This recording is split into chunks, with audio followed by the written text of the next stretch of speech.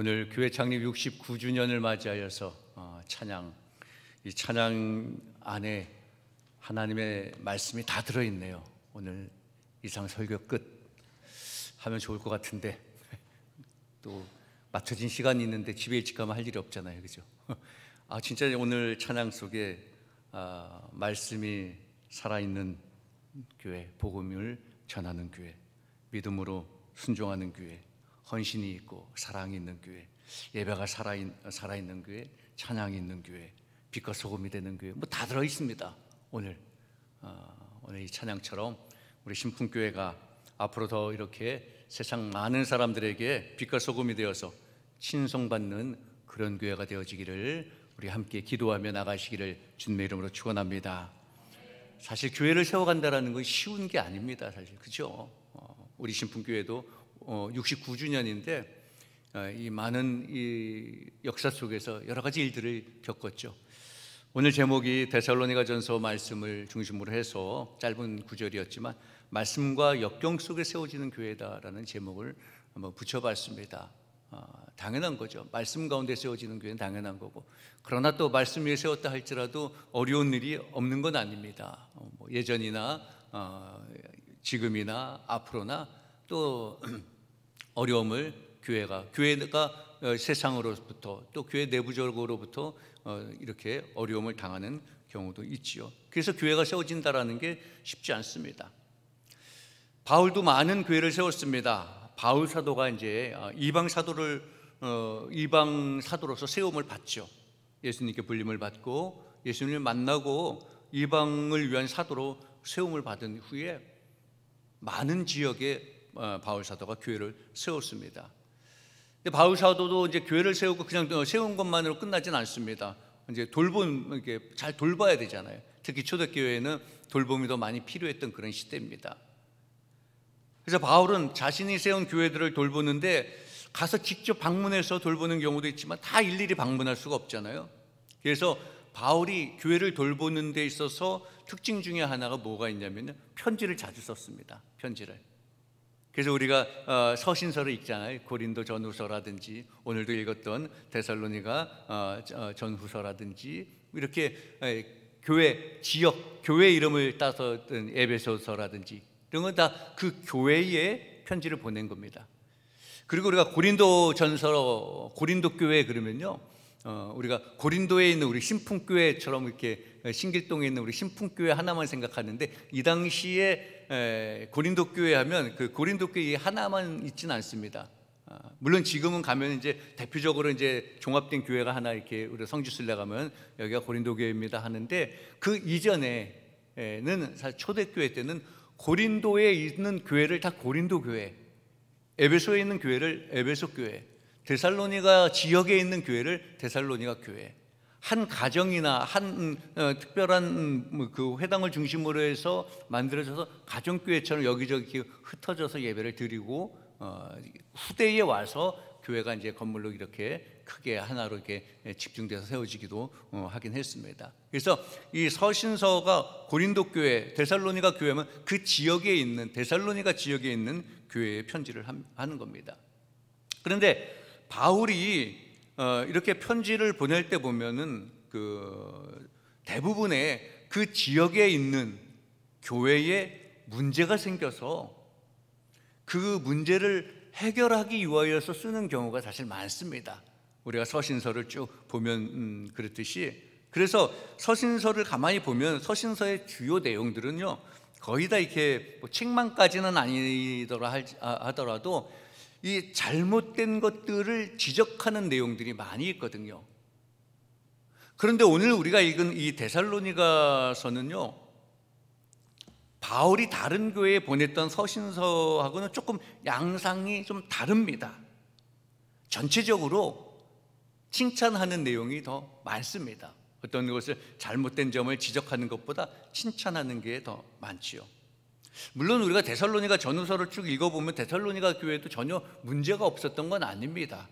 문제가 있었죠. 주로 이제 종말에 대해서 잘못 생각을 가진 사람들이 더러 있었습니다. 그런 문제도 있었지만, 그런데 이 데살로니가 전후서는 다른 지역 교회에 보낸 편지에 비하면 뭐 이 정도 내용은 칭찬 일색이라고 그럴까요? 칭찬을 많이 한 그런 내용입니다.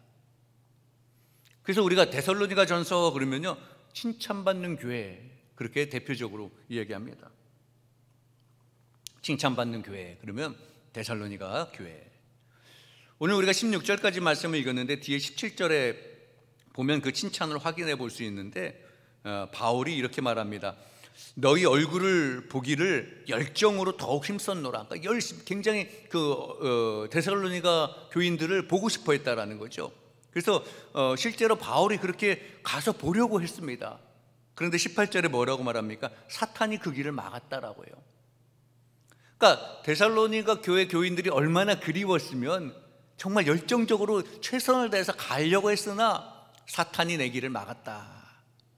바울의 마음이 담겨져 있는 글귀입니다. 그만큼 데살로니가 교회를 사랑했고 데살로니가 교회 교인들을 보고 싶어 했고 그만큼 데살로니가 교회가 좋은 교회였다라는 거예요, 바울에겐.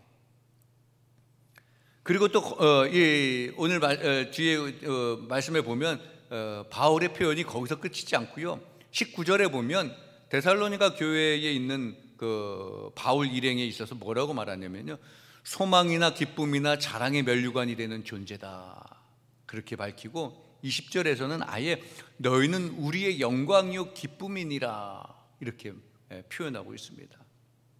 그러니까 사도 바울이 이렇게 칭찬할 만한 교회, 그런 교회라면 데살로니가 교회는 정말 교회다운 교회를 갖추고 있는 그런 교회다, 이렇게 생각할 수가 있지요.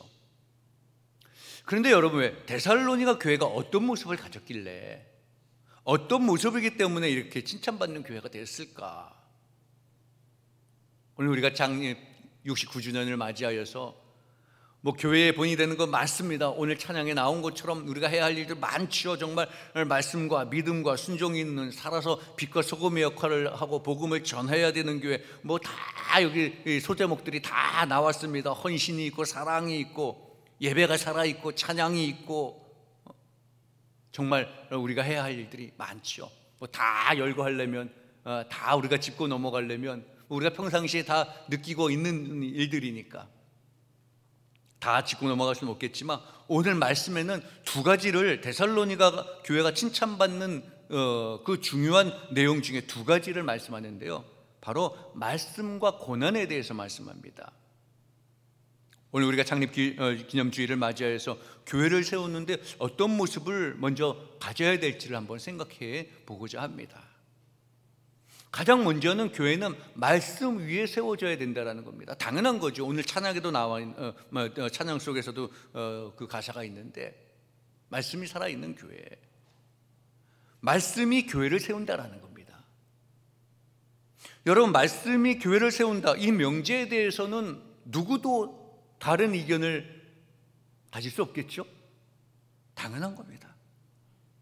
말씀으로 교회가 세워지지 않으면 제 아무리 정말 아름답게 교회를 꾸미고 리모델링도 잘하고 이쁘게 건축하고 해도 교회라고 할 수 없어요. 말씀이 없는 교회라면. 교회는 하나님의 말씀에 의하여서, 그리고 하나님의 말씀에 따라서, 오늘 찬양에도 하나님의 뜻을 분별하여서 하나님의 뜻을 따르는 교회가 진정한 교회라는 거예요. 아무리 삐까번쩍한 교회라 할지라도 하나님의 말씀 위에 세워지지 아니하고 하나님의 말씀이 무시되고 하나님의 뜻이 무시된다면 그건 교회가 아니라는 거예요.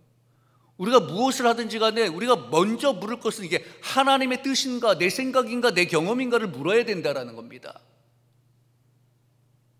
그런데 우리는 늘 내 뜻이 마치 하나님의 뜻인 것처럼, 여러분, 제가 늘 말하지만 우리 기독교를, 예수님을 팔면 안 돼요. 하나님 이름을 팔아서 하나님의 뜻이라고 내 뜻을 관철하려고 하잖아요. 그건 아닌 거예요. 하나님의 말씀 위에 세워지는 거. 여러분, 스마트폰에 보니까 재미난 게 많은데 이런 게 있더라고요. 싱크로라는 거. 여러분 해봤습니까? 닮은 꼴을 보여주는 거예요. 싱크로라는 건 뭐 동의, 동조 그런 의미인데, 사진을 딱 찍어가지고 그 사람과 닮은 그 연예인을 고르는 그런 게 있더라고요. 몇 프로가 그 연예인과 닮았는가. 어제 살짝 제가 프로그램을 깔아가지고 이렇게 해보니까 우리 집사람이 뭐 하는 거예요? 그래서 몰라도 돼 그랬는데, 저도 한번 쫙 비춰봤어요. 내가 어떤 연예인 몇 프로 닮았을까? 누구 나왔을까요? 딱 찍어서 보니까 송중기 99% 아닌가요? 안 믿는구나. 아무튼 누구 14%라고 그러는데 난 잘 모르는 사람이더라고요. 딱 이게 나오는 거예요. 누구로? 여러분들도 집에 가서 한번 해보세요. 학생들이 그 재미를 이제 많이 하더라고요. 그래서 자기가 좋아하는 연예인하고 몇 프로 닮았다 그러면 되게 좋아해요. 아니, 자기가 그 연예인이 되는 것도 아닌데 뭘 그렇게 좋아해요? 엄청 좋아하죠. 제가 왜 이 싱크로율 이걸 얘기하냐면요, 여러분, 교회는 무엇과 싱크로율이 닮아야 할까요? 무엇과 가까워야 될까요? 여러분, 교회는 성경과 싱크로율이 100% 나와야 되는 거예요. 성경과.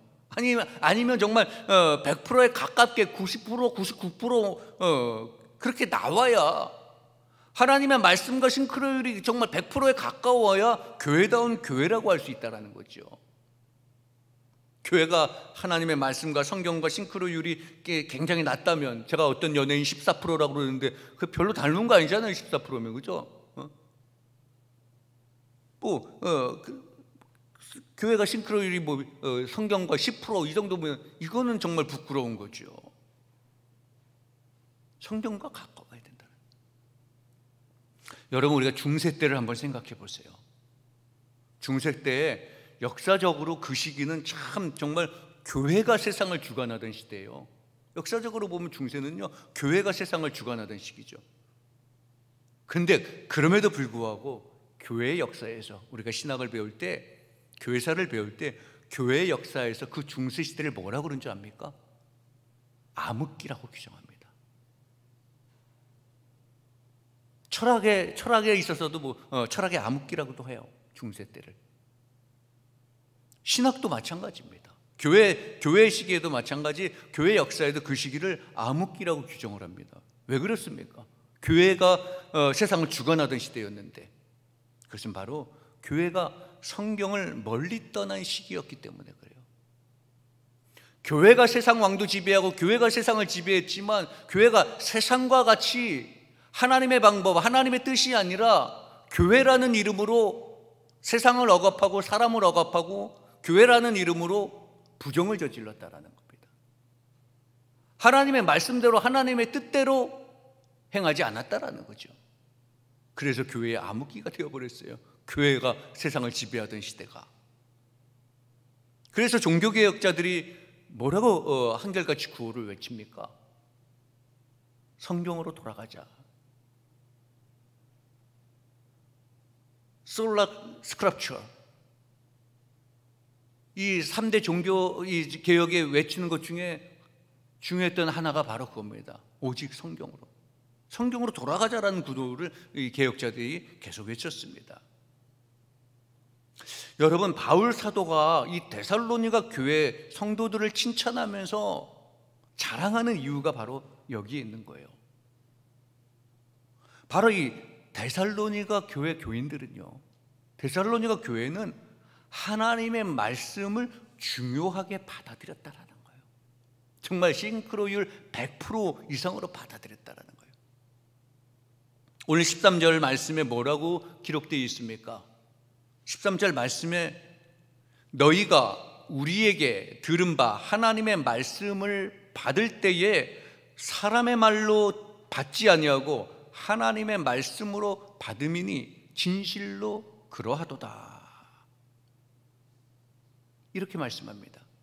그렇습니다. 이 데살로니가 교회 성도들은요, 바울을 통하여서 이제 하나님의 말씀을 듣는데 그 하나님의 말씀을 진정 하나님의 말씀으로 받았다라는 거예요.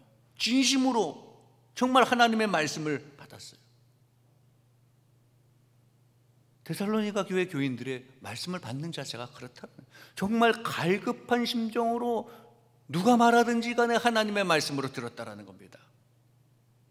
여러분, 데살로니가 시대에 바울이 말씀을 전했듯이 오늘날 이 땅에서도 마찬가지입니다. 이 시대에도 하나님의 말씀은 여전히 사람의 입을 통하여서 전달되어집니다. 하나님이 직접 이렇게 강림하셔서 말씀하면 좋겠지만 이 시대는 그렇지 않습니다. 하나님의 말씀도 사람의 입을 통하여서 전달이 되는데, 그래서 선포되어지는 설교가 중요한 역할을 감당하게 되지요. 중요합니다. 그런데 더 중요한 거는요, 문제는요, 설교를 들을 때 얼마나 그것을 하나님의 말씀으로 듣느냐, 그것이 중요하다라는 거예요. 여러분들은 하나님의 말씀을 들을 때 이 강단에서 매주일 저도 말씀을 전하지만 우리 교회 목회자들이나 사역자들이나 교회학교 어디서든지 간에 하나님의 말씀이 선포되어집니다. 그럴 때 여러분들이 듣는 자세는 어떻습니까? 내가 하나님의 말씀을 듣는 자세는 어떤가? 어떤 사람들은 설교를 들으면서 그러죠. 저도 예전에 그런 경험이 있습니다. 그래 보기도 했습니다. 야, 설교를 들으면, 야, 저분은 참 언변이 좋다. 말 참 재밌게 한다. 연예인 했으면 야, 출세했겠다. 그렇게 언변을 이야기하기도 합니다. 또 어떤 사람들은 설교를 들으면서 설교자의 논리성을 이야기합니다. 야, 참 논리정연하게 잘 풀어간다. 또 어떤 사람은 설교자의 목소리를 또 이야기합니다. 그러면서 말하죠. 설교가 얘 귀에 쏙쏙 들어온다. 또 아니면 또 설교가 귀에 안 들어오고 귓가에 맴만 돈다. 이렇게 막 평가하기도 합니다. 물론 설교자도 사람이기 때문에 여러 가지 문제도 있고 설교 준비에 따라 차이가 있을 수는 있습니다. 그러나 그 외향이 중요한 건 사실 아닌데 자꾸 그렇게들 평가하다 보니까 이 목회자, 이 설교하는 사람들도 부담감을 갖는 거예요, 거기에. 사실 창피한 일이지만 저도 그런 얘기를 막 듣고 하다 보니 그러면 진짜 목소리라도 좋고 뭐라도 좀 해야 돼. 저도 어나운서 학원을 몇 달 다녔던 사람이에요. 그래서 다닐 때는 조금 나은 것 같은데 한참 되니까 지금도 여전히 예나 지금이나 똑같은 거 아닌가. 학원까지도 그렇게 다녔어요. 또 공부하는 것도 마찬가지예요. 물론 저도 원래는 학교 다닐 때 유학도 가고 공부를 해서 학자가 되고 싶은 그런 마음이 있었는데 그게 잘 안 됐어요. 그래서 이제 목회를 시작했는데 제 친구가 야, 그래도 앞으로 목회 어디 가고 그러려면은 박사학위라도 있어야 된다는 거예요. 그래서 학자가 되려면 따기가 어려운 PhD 박사학위는 7년, 8년, 10년 걸리니까 못 하는데 이제 저희 목사님들이 목회학 박사를 많이 따는 목회 경험이 있고 이렇게 하면 좀 해서 2년, 3년 안에 이제 학위를 받을 수 있는, 그렇다고 공부 안 하는 건 아닙니다. 그래서 거기에 귀가 쏠랑해가지고 박사학위까지 그래서 했습니다. 근데 그거 잘했는지 사실 지금 또 반성 중이에요. 이게 왜? 외향적인 것만 갖추려고 그렇게 생각했다라는 거잖아요. 앞으로 교회에서 이제 이런 사람을 요구할 테니까 우리가 자격을 갖춰줘. 그래서 20년 전에 사실은 한참 목사님들 중에서도 이 박사학위 따는 이 과정을 밟는 거를 유행처럼 한 적이 있습니다. 그 유행에 저도 편승한 게 좀 반성되기도 하는데 사실 그게 중요한 건 아니잖아요. 설교를 물론 잘 준비하고 거기다 언변도 좋고 목소리까지 부드러우면 금상첨화죠. 다 좋습니다. 그런데 여러분, 그런 조건만 찾아다닌다면, 그런 외양만 가지고 평가를 한다면 그건 바른 신앙이 아니라는 거예요. 진정 중요한 것은요, 설교하는 사람의 그 목소리가 아니고 그 설교자의 그 소리가 하나님의 말씀으로 들려지느냐예요. 그게 중요한 겁니다. 하나님의 말씀으로 내가 듣느냐. 여러분, 그렇다고 오해하지 마시기 바랍니다. 우리가 목회자들이 설교하는데 그냥 대충 하지 않습니다. 준비하는데 우리가 설교하면 설교 끝날 때마다 늘 허무함을 느껴요. 더 좀 잘해볼 수 있었는데, 더 많이 준비할 수 있었는데. 정말 최선을 다해서 준비합니다. 많이 연구하고 스트레스도 많이 받습니다. 본문의 말씀도 몇 번은 읽고 몇 번을 묵상하고 그렇습니다. 오늘 본문을 어디까지 읽을까, 끝까지 읽을까 말까, 이렇게 다 나름대로 오늘 저희가 19절까지 20절까지 말씀을 하는데 왜 16절까지만 읽고, 이것도 다 나름대로 교인들과 어떻게 소통하고 어떻게 할, 굉장한 그런 스트레스와 연구를 합니다. 내용도 제가 아침에 일찍 여기 옵니다. 7시 전에 조금 와서 원고를 보면서 또 거기서 또 첨삭도 합니다. 스마트로 하지만 거기다가 이 펜으로 빨갛게 또 글씨도 쓰고 하고 합니다. 그만큼 부담감을 갖는다는, 준비 안 한다는 거 아니에요. 우리도 어떤 외형적인 조건들, 아까 말씀드린 대로 목소리를 좀 잘해야 되고 논리적으로 해야 되고 그런 걸 생각하지 않는 건 아닙니다. 그러나 그것이 중요하지는 않다라는 거죠. 어떻게 말을 하든지 간에 하나님의 말씀으로 내가 들으려고 하면 들려진다라는 거예요. 그렇죠. 여러분, 데살로니가 교회가 칭찬을 듣는 교회가 된 것은 그들이 어떤 훌륭한 설교자를 찾아서 들으려고 이 사람 저 사람을 평가해서 찾았다라는 게 아닙니다. 훌륭한 사람을, 좋은 사람, 이런 사람이 자기들 기준을 만들어서 이런 사람을 데리고 와서 이런 사람을 데리고 와서 이런 사람을 배제하, 그렇게 해서 들었다라는 게 아닙니다. 그저 여러분, 바울도 그렇게 언변이 많거나 논리적인, 물론 많이 배웠고 굉장히 지식도 많은 분이었지만 우리가 연구해 보면요, 바울 신학을 연구해 보면 바울이 그렇게 언변에 능했다든지 사실 그러진 않습니다. 그런데 하나님의 말씀을 들고 전하니까 용감해지고 담대해지고, 그렇게 하나님의 말씀을 전하다 보니까 듣는 사람들이 하나님의 말씀으로 들었다라는 거예요. 데살로니가 교회 교인들도 마찬가지예요. 설교를 들을 때 어떤 좋은 설교자를 찾아 들은 것도 아니고요, 풍채가 좋은 바울 사도는 안질투 있고 등도 구부정하고 외모 별로입니다. 그런데 그들은 그런 걸 갖고 평가하지 않았다라는 겁니다. 설교를 듣는 데살로니가 교회 그 무리들은 설교자의 풍모나 언변이나 외모나 이런 것들이 아니라 전해진 말씀 그 자체를, 바울 사도의 입으로 나온 그 전해지는 그 말씀 자체를 사람의 말이 아니라 하나님의 말씀으로 들었다라는 거예요. 오늘 13절에 그것을 말씀하고 있습니다. 이렇게 하나님의 말씀으로 듣는 가운데 그 교회가 든든히 세워져 갔다라는 거예요. 하나님의 말씀으로 듣고 그 교회가 세워지면서 칭찬받는 데살로니가 교회가 되었다라는 거죠. 말씀을 존귀하게 받는 그들의 자세에서 데살로니가 교회가 세워졌다라는 거예요. 교회의 기초가 말씀이 되었다라는 거예요. 데살로니가 교회가 그런 교회예요. 여러분, 우리는 데살로니가 교회의 이런 모습을 보며 우리도 말씀을 들을 때 어떻게 들어야 될까, 우리에게 분명한 답을 줍니다. 하나님의 말씀으로 듣는다면, 누가 전하든지 간에 하나님의 말씀으로 진심을 다하여 듣는다면 13절 말씀에 이렇게 또 말씀합니다. 이 말씀이 또한 너희 믿는 자 가운데서 역사하시느니라.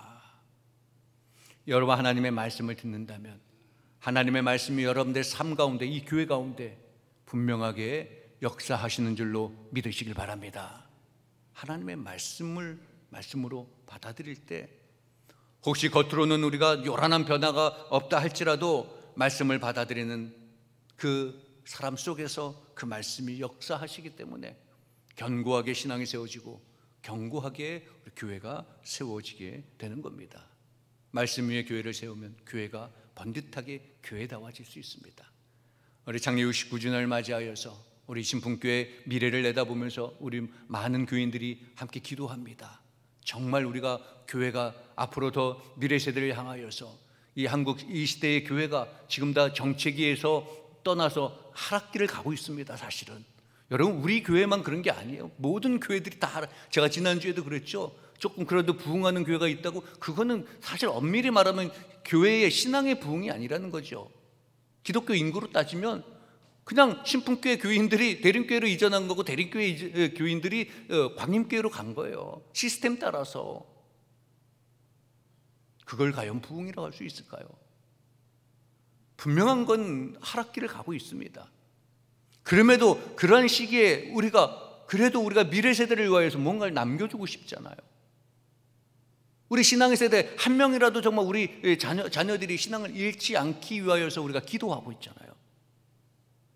그러면 가장 중요한 것은요, 물론 시스템을 멋있게 갖춰주는 거 좋겠지만 가장 중요한 건 하나님의 말씀 위에 세워지는 교회가 되어야 된다는 거지. 그러기 위해서는 여러분들이 우리가 먼저 하나님의 말씀을 하나님의 말씀으로 받아들이는 그런 신앙의 삶을 살아야 되는 거예요. 여러분, 우리 신풍교회가 하나님의 말씀 위에 세워지는 교회가 되어지기를 주님의 이름으로 축원합니다. 데살로니가 교회는 하나님의 말씀으로 세워진 교회라는 거예요.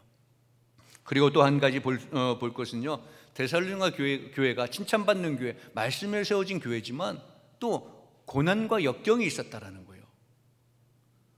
어떻게 보면 그 고난이, 그 역경 위에 교회가 세워진다라는 거죠. 우리 신풍교회도 말씀드렸듯이 좋은 날만 있었던 건 아니잖아요, 그죠? 세상 풍파 다 겪게 되는 거예요. 여러분, 한국교회가 이렇게 부흥하여서 세워진 것도 그 어려운 역경의 시대가 있었다라는 거죠. 교회사를 기록한 책들을 보면 한결같이 문구가 있습니다. 순교의 씨앗. 한국교회도 이 순교자의 그 핏값으로 세워진 교회입니다. 우리나라도 양아지 나가면 선교사 묘역들이 있잖아요. 우리나라에 와서 복음을 전하다가 죽음을 맞이한 분들이 거기에 묻혔습니다. 그들도 어려움을 당하면서 복음을 심어서 한국교회가 이렇게 세계적인 부흥을 자랑하는 교회가 되었지요. 그런 고난 속에서 6.25 때, 일제시대 때 얼마나 많은 고난들을 당했습니까? 그러한 고난과 그런 어려움 속에서 우리 한국교회가, 우리 신풍교회도 뒤돌아보면 사실 어려움을 겪은 시대도 있었을 겁니다. 그런 시대를 바탕으로, 그런 고난을, 역경을 바탕으로 해서 교회가 세워진다는 거예요. 여러분, 오늘 14절에 보면 데살로니가 교회도 뭐라고 표현합니까? 유대에 있는 하나님의 나라, 유대의 교회를 닮았다라고 하는데, 이게 무엇을 의미하냐면요, 유대에 있는 교회가 유대인들에게 핍박을 당했다고 그러잖아요. 이 초대교회 교인들이 얼마나 많은 핍박을 받았습니까? 그런데 이 유대에 있는 교회들도 다 유대인들로 자기 동족으로 말미암아서 어려움을 당했습니다. 그런 가운데서도 믿음을 지켰다라는 거지요. 그것과 마찬가지로 이 데살로니가 교회도 역시 박해를 받았다라는 거예요.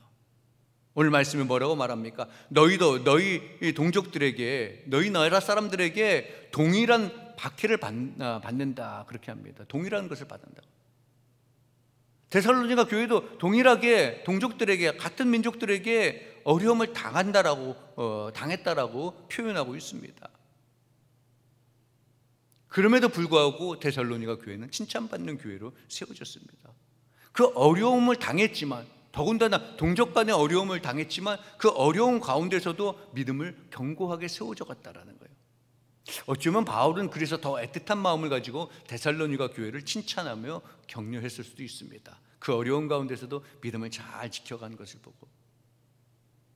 여러분이 데살로니가 교회를 보고 우리 한국 교회의 역사를 보고 세계적인 교회 역사를 봤을 때 어떻게 보면 고난을 당하고 순교를 당하고 어려움을 당하는 것, 참 우리에게 피할 수 있으면 피하면 좋겠다라고 생각하지만, 그러나 교회의 그 어려움이 오히려 또 때로는 교회를 정화시키고 교회를 더 발전시키고 성화시키는 그런 역할을 해준다라는 겁니다. 또 교회는 고난을 당할 수밖에 없다라는 거예요. 왜냐하면 우리는 하나님의 뜻대로, 하나님의 방법대로 살려고 하잖아요. 유대교회가, 데살로니가 교회가 우리가 일제시대 때, 6.25 때, 오늘날에도 마찬가지 교회가 핍박을 받고 고난을 당하고 비난을 받는 것은요, 때로는 이렇게 핀잔을 받는 것은 교회가 하나님의 방법대로, 하나님의 말씀대로 하나님의 말씀을 지키며 살아가려고 하다 보니까 세상 사람들에게 비웃음을 당하는 경우도 있습니다. 하나님의 말씀을 지키려고 하니까 총살을 당하기도 하고요, 순교를 당하기도 했습니다. 교회가 하나님의 말씀대로 하나님의 뜻대로 살려는 모습 때문에 때로는 고난을 당하고 어려움을 당할 수 있다는 거예요.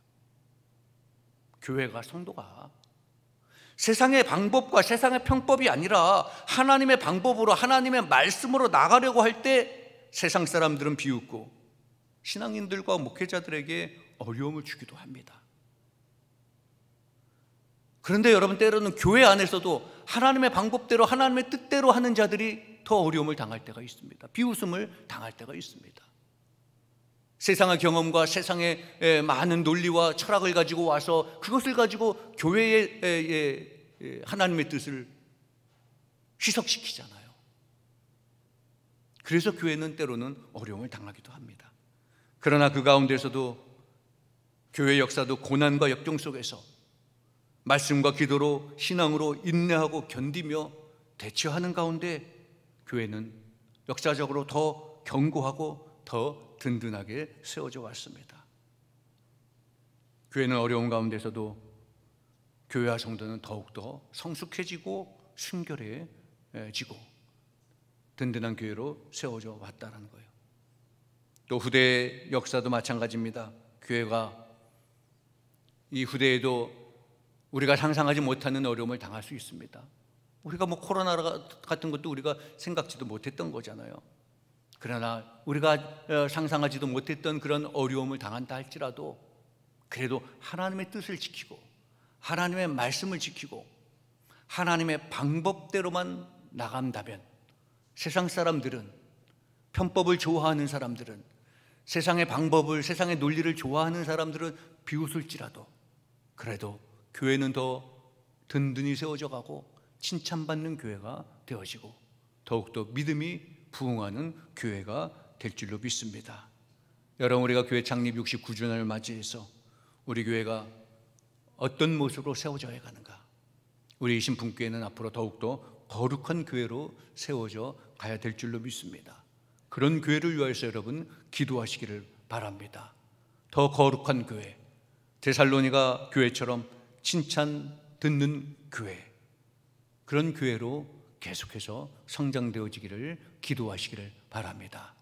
그러기 위하여서는 가장 먼저 말씀으로 세워지는 교회, 말씀이 살아있는 교회, 또한 어떤 어려움과 고난이 닥친다 할지라도 하나님의 방법으로 인내하며 견디고 나가는 교회, 그런 교회가 더욱더 순결한 교회, 든든한 교회로 세워져 갈 줄로 믿습니다.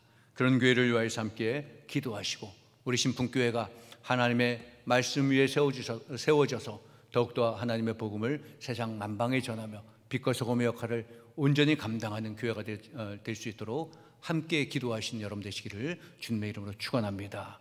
더욱더 미래 세대에게 창피한 모습이 아니라 정말 아름다운 모습, 우리 청년들과 우리 자녀들에게 교회의 사랑스럽고 아름다운 모습을 보여줄 수 있는 본이 되는 믿음의 우리 기성세대들이 되시고 신풍교회 성도들이 되시기를 주님의 이름으로 축원합니다. 기도하겠습니다. 사랑과 은혜가 풍성하신 아버지 하나님 감사합니다. 우리 신풍교회 69주년 동안 하나님께서 지켜주시니 감사를 드립니다. 앞으로 남은 모든 삶 가운데서도 하나님 인도하여 주시고 우리 신풍교회가 세상의 방법과 세상의 편법이 아니라 하나님의 방법으로, 하나님의 말씀으로 하나님의 뜻을 분별하여 나가는 신풍교회가 되게 하여 주옵소서. 우리 자녀 세대들에게, 후배 세대들에게 하나님 좋은 교회를 물려주는 신앙의 모범이 되는 저희들 되게 하여 주옵소서. 하나님의 말씀을 우리 후세들에게 물려주게 하여 주옵소서. 우리 주 예수 그리스도 이름으로 기도하옵나이다. 아멘.